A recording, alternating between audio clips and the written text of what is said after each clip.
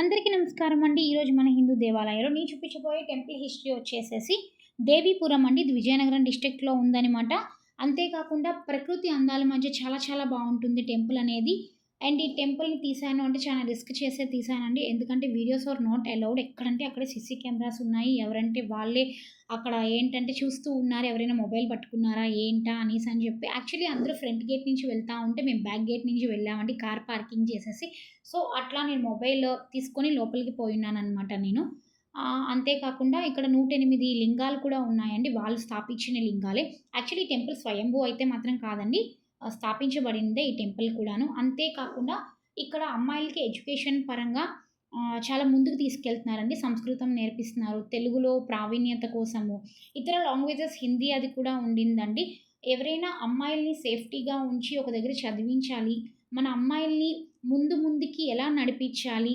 ఈ present technology నుంచి మనం పాత తరానుగా ఎలాగా వెళ్తే మనకి అమ్మాయిలకి సేఫ్టీ అని ఆలోచించి, వాళ్ళకి ఎడ్యుకేషనల్‌గా, మోటివేషనల్‌గా తీర్చిదిద్దాలి అనుకుంటే మాత్రం నేను ది బెస్ట్ అని చెప్తానండి. దేవీపురం ఎడ్యుకేషన్ కోసం మాత్రము.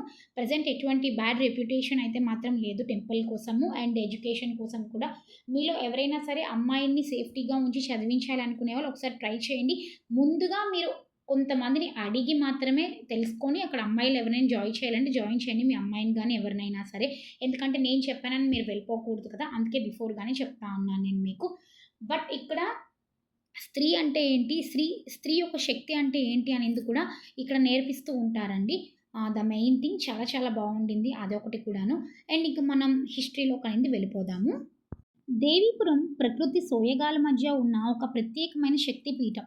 ఇది ముఖ్యంగా శ్రీచక్రం ఆకారంలో నిర్మించబడిన ఆలయంగా ప్రసిద్ధి చెందింది. ఇక్కడ ప్రధాన దేవతగా సహస్ర సాక్షి రాజేశ్వరి దేవిని పూజిస్తూ ఉంటారు.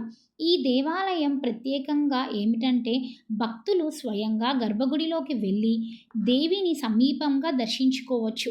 ఇది ఇతర ఆలయాలతో పోలిస్తే చాలా ప్రత్యేకంగా ఉంటుంది. అలాగే ఆలయం మొత్తం శక్తి ఉపాసనకు సంబంధించిన యంత్రాలు, మంత్రాలతో నిర్మించబడి ఉంది. దేవీపురం ఆలయాన్ని 1980లో స్థాపించిన అమృతానంద సరస్వతి స్వామి గారు డాక్టర్ నిశ్చల్ ప్రసాద్ శాస్త్రి ఈ క్షేత్రాన్ని శక్తి ఆరాధనకు కేంద్రంగా తీర్చిదిద్దారు.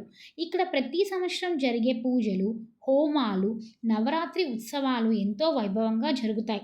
ఆధ్యాత్మికంగా భక్తులు ఇక్కడికి వస్తూ ఉంటారు.